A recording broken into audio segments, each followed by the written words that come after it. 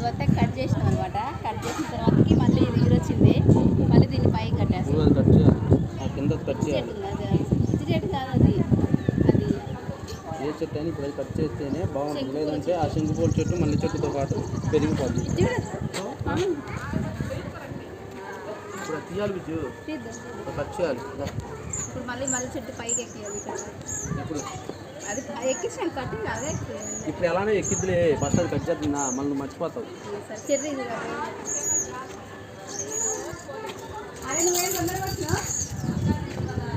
చర్చికి వెళ్తారు కదబ్బా,